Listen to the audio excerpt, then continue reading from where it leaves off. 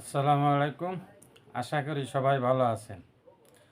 ধরা খেয়েছে শুভেন্দু অধিকারী এবং বিজেপি। আপনারা জানেন বিজেপি কিন্তু একটা মুসলিম বিদ্বেষী দল। এটা ভারতীয় জনতা পার্টি আর কি। এই দলটির ভোটই হলো হিন্দু মুসলিম দাঙ্গা লাগানো। ভারত হিন্দু সংখ্যাগরিষ্ঠ দেশ। এটাও সত্য যে বিশ্ব জরিপে ভারত সবচাইতে নাম্বার ওয়ান গাদ্দার একটি দেশ। আর বিজেপি এই পয়েন্টটাই নেয়। এই গাদ্দারগো দিয়া একটা হিন্দু মুসলিম দ্বন্দ্ব ছড়াইয়া দাঙ্গা লাগানোর চেষ্টা করে, অর্থাৎ হিন্দু মুসলিম একটা ফাঁক রাখে, মিলেমিশে থাকবে ভারতে এই সুযোগ রাখে না বিজেপি, যাতে হিন্দুরা যাতে মুসলমানদের ঘৃণা করে। এই চেষ্টাটাই সবসময় বিজেপি চেষ্টা করে, কারণ হিন্দু সংখ্যাগরিষ্ঠ দেশ, তাহলে হয়তো তাদের ভোটটা পাওয়া যাবে।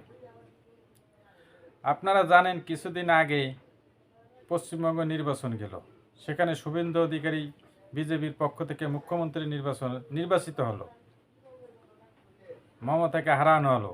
সেই ইতিহাসটা আপনারা জানেন। 91 লক্ষ ভোট বা ভোটার কেটে দিয়ে শুভেন্দুকে জেতানো হয়েছে। এই 91 লক্ষ ভোট যদি দিতে পারত তাহলে কিন্তু মমতা মুখ্যমন্ত্রী হতো। তো যাই হোক, শুভেন্দু অধিকারী আসার পরে কি আইন শুরু করলো? মুসলিমরা কোরবানি দিতে পারবে না। একটা ধর্মীয় সিদ্ধান্তে আঘাত। আবার দিতে পারবে কিভাবে? 14 বছরের গরু। আর 14 বছর কি একটা গরু থাকে? তার আবার নিবন্ধনও করা লাগবে, জন্ম নিবন্ধন করা লাগবে। অর্থাৎ গরু কোরবানি দিতে যত বা না দিতে যত বাহানা আর কি, এটাই আর কিছু। এখন গরু কোরবানি দিতে যাবে না, সংখ্যাগরিষ্ঠতা হিন্দু, গরু তো পালে বেশি হিন্দুরা। তারা লক্ষ লক্ষ টাকা ঋণ করে খামার করেছে, গরু পালে, মুসলমানদের কাছে বিক্রি করে। শুভেন্দু অধিকারী কেন গরু বিক্রি করতে দেবে না? গরু তাদের মাতা, জবাই করা যাবে না, তাদের আবেগে লাগে। তাহলে হিন্দুরা কেন গরু বিক্রি করে? তাই হিন্দুরা কেন গরু কেন ফার্ম করে, আর মুসলমানদের কাছে কেনই বা বিক্রি করে? মুসলমানরা জবাই দিলে তো ওটা খাবে, ওটা তো নিয়ে ফেলে দেবে না। তাহলে গরুটা তো পালারই দরকার আসে না, যেহেতু গোমাতা, জবাই দিতে দেবেন না, তাহলে এই মুসলিমদের কাছে বেচলেন না।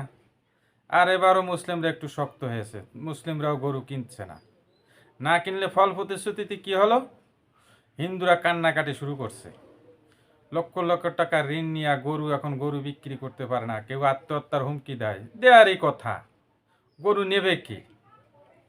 রাস্তায় ছেড়ে দিলেও তো বিপদ। তাদের গোমাতা রাস্তায় ছেড়ে দেবে কেমনি? হ্যাঁ, গোমাতা যদি রাস্তায় ছেড়ে দেয়, মারবে ধরবে, তো একটা সমস্যা না? তখন সমস্যা হয় না? মুসলিমরা খাইলেই সমস্যা। সবচেয়ে আরো মজার ব্যাপার হলো, বিশ্বে গরুর মাংস রপ্তানিতে ভারত 3য় অবস্থানে। তাহলে এই যে লক্ষ লক্ষ কোটি কোটি গরু বিদেশে বিক্রি করছে জবাই দিয়ে, তাহলে এটা কি সে দেশের মানুষ খাচ্ছে না? সে মুসলমানরাই তো খাচ্ছে। তখন তোদের মায়ের কথা মনে পড়ে না?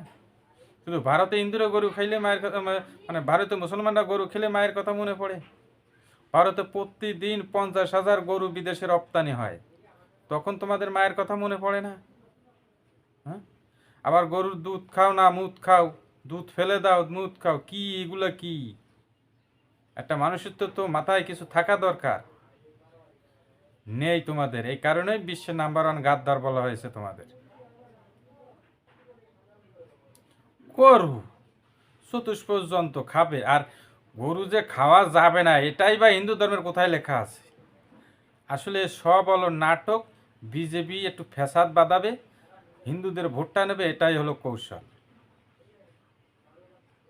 নিয়েছেও তাই, এ কারণে শুভেন্দু জিতেছে। কিন্তু এখন কি হবে? এই যে গরু যারা পালন করলো, তারা তো এখন বিজেপিকে গালাগালি করে। সামনে নির্বাচন, আমি চ্যালেঞ্জ করলাম, পশ্চিমবঙ্গ থেকে বিজেপি একটা আসন পেত না, গো হারা হারবে। গরু নিয়ে রাজনীতি করছে, গো হারা হারবে। তা সকল ভারতীয় হিন্দুদের সচেতন হতে হবে, জেগে উঠতে হবে। জানো, শুভেন্দু বা বিজেপিরা এই গরুকে ইস্যু করে ভারতে যেন দ্বন্দ্ব বা দাঙ্গা না লাগায়, কারণ তাতে ভারতেরই ক্ষতি হবে। আজ এ পর্যন্তই। আশা করি ভালো থাকবেন, সুস্থ থাকবেন। আল্লাহ হাফেজ।